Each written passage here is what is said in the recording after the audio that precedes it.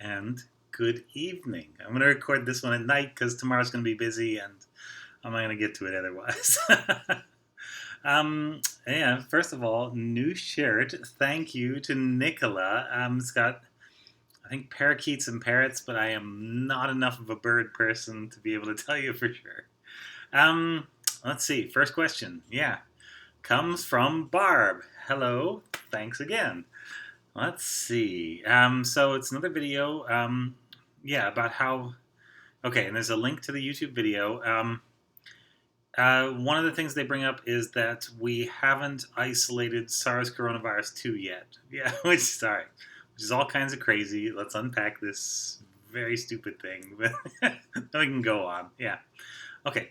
So first of all, there's this thing called the High Wire. It's apparently an alternative news site, and good for them. But there's all kinds of UFO style nonsense on there, and whatever. I know there's a market for that. The guy in charge kind of looks like Kenny Rogers, whose music I really admire. Yes, yes. But he doesn't sound much like Kenny Rogers at all. Yeah. He mostly seems to be involved in picking anti-vaccine fights. He's one of these anti-vaxxer people. So, okay, fine.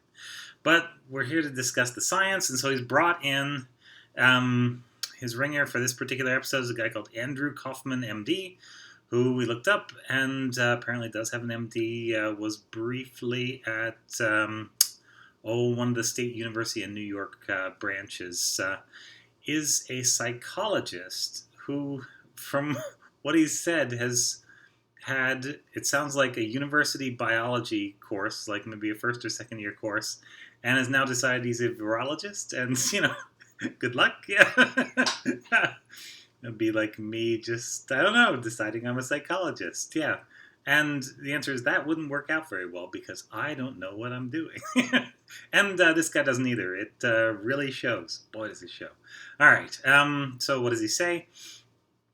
Part of it's sensible. The sensible part is that when you find a new virus, you try to fulfill these things called Koch's postulates. And so these have been laid down as a way to figure out whether a particular thing, like a bacterium, a virus, a fungus, what have you, causes a particular disease. So you have to isolate this thing, whatever it is, this little critter, bug, what have you, virus, from somebody or something that has the disease. Great. You have to get a pure culture of it that's like only that and nothing else. Then you have to put that back into a healthy individual, and it doesn't have to be the same species because that would be totally unethical and we would just never solve it for human diseases. But you can put it into an animal model, and as long as you produce similar disease and in the ones that have it, and then you can re-isolate that thing back out from the second animal, then you can say, yeah, like when this thing is there, the animal is sick. When this thing is not there, the animal is not sick. I put the thing in and I verified that it was in because I can pull it back out at the end. Yeah. So, I mean, that seems logical, right? That seems like a good way to do it. And yeah. So what I think happened is Andrew Kaufman, MD, maybe read the first paper or the first two papers. He says he read 4 papers. I doubt it's that high. I think he's probably inflating those numbers by at least twofold. Was saying that they hadn't identified the virus. They got the sequence of the virus, which the first paper did, I think, but didn't actually prove that this was the virus that was in the person. They didn't fulfill all of Koch's postulates. And it actually takes a while to do that. And it did take a while to do that. Because almost immediately after this, people first isolated the virus from infected people and were able to grow it in cell culture and also sequence it again and prove that, oh yeah, this is the same thing that they were finding over there in China, and some of these tests were done in China. Yeah, that happened really early. We're talking January. Maybe February, early February, it was reported, but it had already been happening. People had already isolated this. And it's not just like one person, it's everybody, everywhere that there were cases, found this.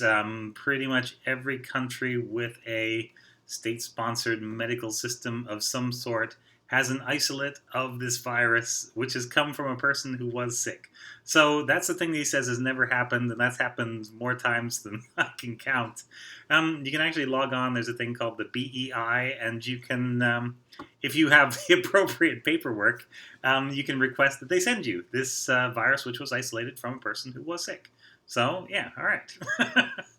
Then he also claims that the Cox postulates were never fulfilled because they never put the virus back into something like an animal. Now, there was a time when that was true, but that time was maybe beginning of March, because right around then we started finding out we had a hamster model. You can put the virus into hamsters, the hamsters get sick. Great. They get a lung sickness. Oh, yeah. Sound familiar? With a lot of white blood cell involvement. Yeah, again, sounds pretty familiar. They replicated this in ferrets. They found that the ferrets don't get quite as sick, but it is still a lung disease with a lot of similar features, and it is still mostly driven by those white blood cells. They've since figured out that you can put it into either mice, that they put the human version of the receptor in because it doesn't bind very well to the mouse receptor, or you can make a one amino acid change in the spike, and now it'll be great for binding the mouse virus, and so that thing will get in, and that also causes disease. So that's two more nice animal models where you can put this virus in, get an animal that has disease, and then pull the virus back out again. And that's been done in every one of those papers. There are also primate models that people have come up with and are using for some of the vaccine work. And yeah, I don't know, unless you've been under a rock for the last 3 months, 3 months. Yeah, I don't know. So again, yeah, I think he might have got a hold of a couple early papers and decided that he knew enough. Like, brain was full up to here, fully charged. Let's go out and tell people this is a hoax without, knowing what they're doing or being good at anything.